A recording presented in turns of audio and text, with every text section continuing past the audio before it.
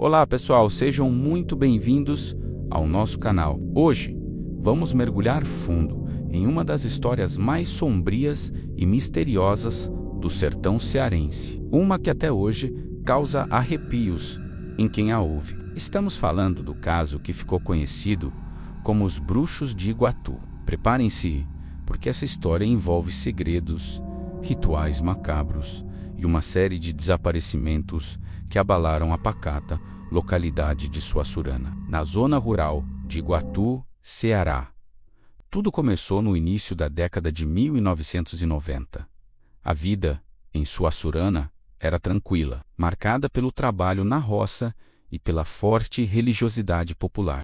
Mas essa paz estava prestes a ser quebrada. Pessoas da comunidade começaram a desaparecer misteriosamente, uma após a outra. No início pensava-se que poderiam ter ido embora para tentar a vida em outro lugar, algo comum na região. Contudo, a frequência e a falta de notícias começaram a gerar um clima de medo e desconfiança. Ninguém sabia o que estava acontecendo, e o pânico se espalhava como um fogo em palha seca.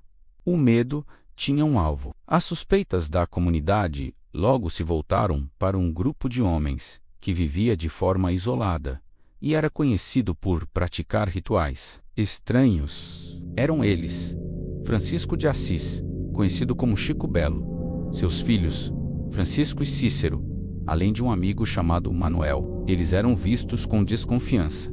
Cochichos sobre feitiçaria e magia negra os cercavam. As pessoas diziam que eles tinham um poder sobrenatural, que podiam curar e também amaldiçoar a casa deles.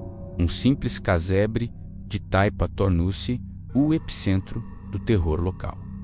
A situação chegou a um ponto insustentável. As famílias dos desaparecidos, desesperadas por respostas, pressionaram as autoridades. A polícia, que inicialmente tratava os casos como simples desaparecimentos, começou a levar as suspeitas da população a sério. Em 1993, uma investigação formal foi aberta, e os olhos da lei se voltaram para Chico Belo e seu grupo. O que eles descobririam a seguir era mais aterrorizante do que qualquer boato poderia sugerir. A investigação policial foi um verdadeiro quebra-cabeça. Sem provas concretas, os policiais precisavam de uma confissão ou de uma descoberta que ligasse o grupo aos desaparecimentos. A pressão sobre os suspeitos aumentou. Foi então que, durante os interrogatórios, a verdade começou a vir à tona. Um dos filhos de Chico Belo,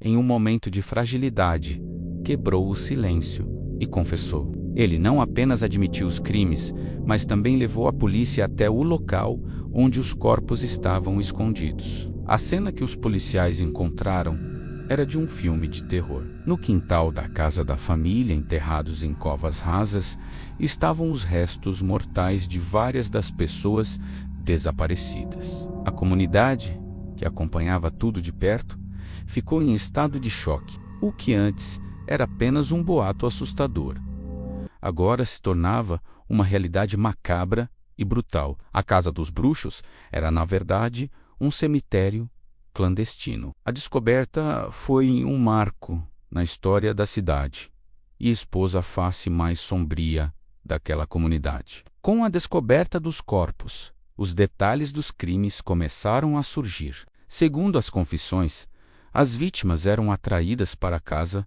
sob diferentes pretextos. Algumas buscavam curas para doenças, outras soluções para problemas financeiros ou amorosos. Elas acreditavam no poder dos curandeiros. No entanto, lá dentro eram dominadas e sacrificadas em rituais macabros. As investigações apontaram que os crimes eram motivados por uma mistura de fanatismo religioso, distorcido e ganância. Acredita-se que os acusados também roubavam os pertences de suas vítimas. O julgamento de Chico Belo, seus filhos e o cúmplice foi um dos eventos mais comentados da história do Ceará. A cidade de Iguatu parou para acompanhar o caso. O tribunal estava lotado e a imprensa de todo o país cobria cada detalhe. A defesa tentou argumentar insanidade, alegando que os réus não tinham consciência de seus atos. Contudo,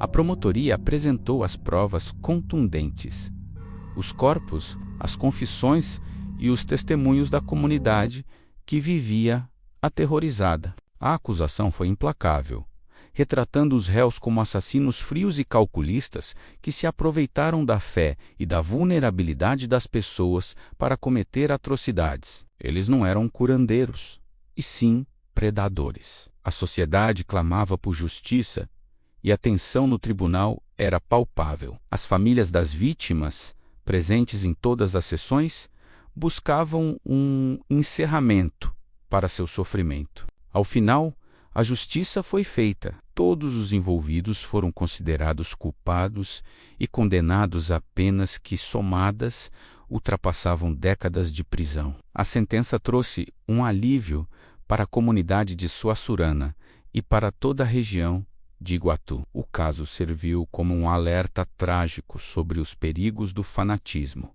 e da exploração da fé alheia. Os bruxos de Iguatu foram para trás das grades, e a paz, lentamente, começou a retornar à pequena localidade. Hoje, mais de 30 anos depois, a história ainda é contada com temor pelos moradores mais antigos de Suaçurana. A casa onde os crimes ocorreram foi demolida, mas a memória do que aconteceu ali permanece viva como uma cicatriz na alma da comunidade. O caso dos bruxos de Iguatu se tornou uma lenda sombria do sertão. Um lembrete de que, às vezes, os monstros mais assustadores são feitos de carne e osso. E essa foi a história completa do caso dos bruxos de Iguatu. Uma narrativa pesada, mas que faz parte da história criminal do nosso país. O que você achou desse caso?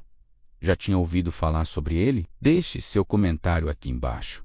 Vamos conversar sobre isso. Se você gosta desse tipo de conteúdo investigativo, não se esqueça de deixar o seu like, se inscrever no canal e ativar o sininho para não perder nenhum vídeo novo. Muito obrigado por sua companhia e até a próxima.